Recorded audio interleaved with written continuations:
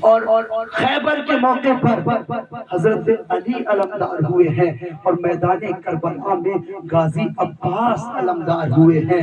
اور شان کی کمال کی بات یہ ہے کہ چاروں کے چاروں خاندان بنو ہاشم سے، پوری تاریخ اسلام میں چار علمدار ہوئے اور چاروں کے چاروں خاندان بنو ہاشم میں ہیں۔ غازی عباس امام حسین کی بارگاہ میں حاضر ہوئے، حاضر ہونے کے بعد عرض کی امام عالی مقام کی بارگاہ میں، آقا حسین مجھے اب میدان کربلا میں جانے کی اجازت دے۔ حسین نے کہا غازی عباس اگر تم بھی میدان کربلا میں چلے گئے تو پھر میری فوج کا علم بردار کون بنے گا؟ امام حسین کی اس بات کو سن کر غازی عباس نے شہید ہوئے لاشوں کو دیکھا، کہا آقا حسین کس فوج کی بات کرتے ہو؟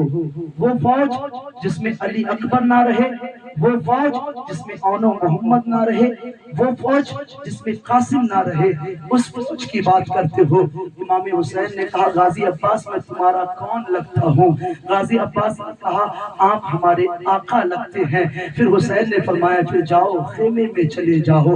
آقا حسین نے جب یہ کہا خیمے میں چلے جاؤ، غازی عباس خیمے میں گئے ہیں، آنکھوں میں آنسو ہیں۔ اللہ اکبر، کچھ دیر کے بعد ہاتھ میں کٹورا لیے چھوٹا سا ہاتھ غازی عباس کے کاندھے پہ آتا ہے۔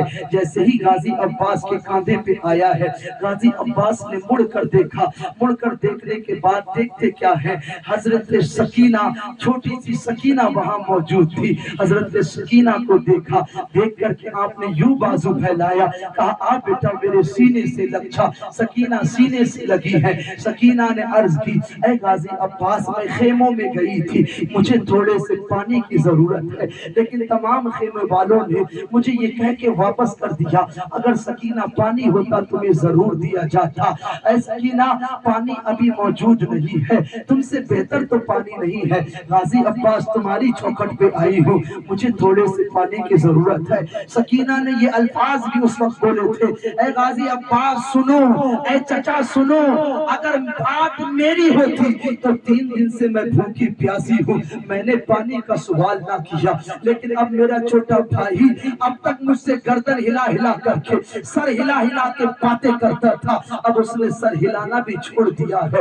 علی اصغر کا تڑپنا اب سکینہ کہہ رہی ہے مجھ سے دیکھا نہیں جاتا ہے۔ یہ رشتہ بہنوں کا بھائیوں سے ہوتا ہے کہ جب بھائی پریشان ہوتے ہیں بہنیں تڑپ جاتی ہیں۔ سکینہ نے کہا اے چچا عباس اگر بات میری ہوتی کبھی پانی مانگنے نہ آتی، لیکن اب بھائی کا تڑپنا دیکھا نہ جاتا ہے، تھوڑا سا پانی مجھے لا دیجئے، تھوڑا سا پانی مجھے دے دیجئے۔ غازی عباس نے کہا اے بیٹی سن، تیرے والد کے آگے میں مجبور ہوں، تیرے والد مجھے جانے کی اجازت نہیں دیں گے۔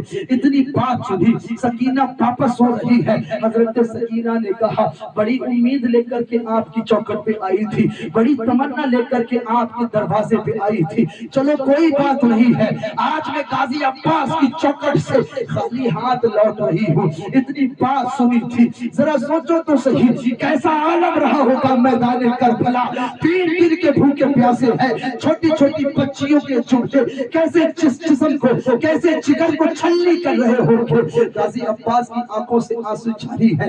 غازی عباس نے کہا بیٹی تیرے والد حسین کی بارگاہ میں میں جا رہا ہوں، تو پیچھے سے آ جانا۔ غازی عباس حسین کے سامنے جا کر کے بیٹھ جاتے ہیں۔ حسین نے کہا تو سکینہ نے غازی عباس سے کہا غازی عباس کس بات کی دیر ہے، مجھے تھوڑا سا پانی لا کر کے کیوں نہیں دے دیتے؟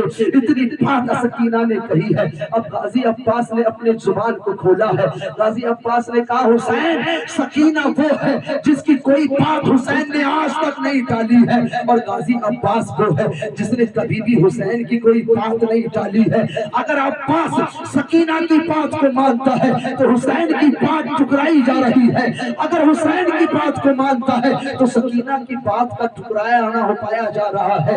حسین نے جب یہ منظر دیکھا تو حسین نے فرمایا سکینہ کی بات کو مان لو۔ ادھر حسین کی آنکھوں آنکھوں میں بھی آنسو ہے، ادھر حسین کی آنکھوں میں بھی آنسو ہے، غازی عباس کی آنکھوں میں بھی آنسو ہے۔ اب غازی عباس میدان کربلا میں جانے کے لیے تیار ہوتے ہیں، نہر فرات کے قریب جانے کے لیے تیار ہوئے۔ آپ گھوڑے پہ بیٹھے، گھوڑے پہ بیٹھنے کے بعد امام حسین نے غازی عباس کو ایک نصیحت فرمائی تھی۔ آپ نے فرمایا غازی عباس یہ تلوار نہ نکالنا، تلوار نہ چلانا، ورنہ تاریخ میں یہ بات لکھی جائے گی نبی کے گھرانے والے پانی کے لیے قتل، پانی کے لیے لڑتے لڑتے قتل ہو گئے، نبی کے گھر والے پانی کے لیے شہید ہو گئے، جبکہ تاریخ یہ نہیں ہے نبی کے گھر والے پانی کے لیے شہید نہیں ہوئے ہیں، نبی کے گھر والے پانی کے لیے جنگ نہیں کیے ہیں۔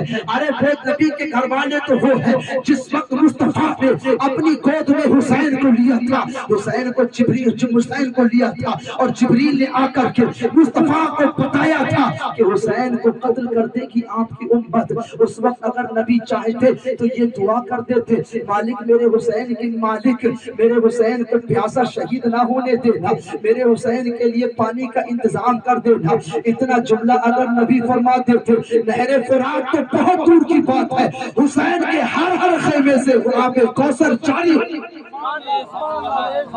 ہر خیمے سے آب کوثر جاری ہو جاتا۔ حسین نے غازی عباس کو گھوڑے پہ بٹھایا، بیٹھانے کے بعد نصیحت فرمائی تلوار نہ نکالنا۔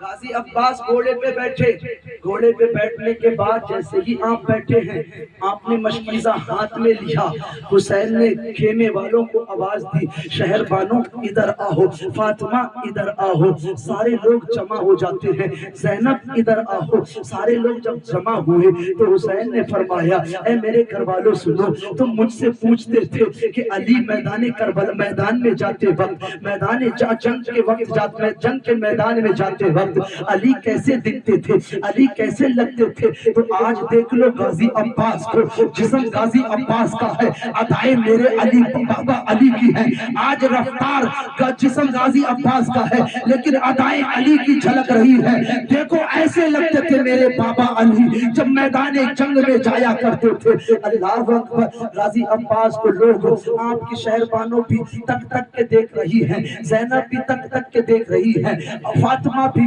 آپ کو تک تک کے دیکھ رہی ہے۔ جسم تو بظاہر غازی عباس کا تھا لیکن ادائیں حضرت علی کی جھلک رہی تھی۔ اللہ اکبر، حضرت غازی عباس نہر فرات تک پہنچے ہیں، جیسے ہی نہر فرات پہ پہنچے تاریخ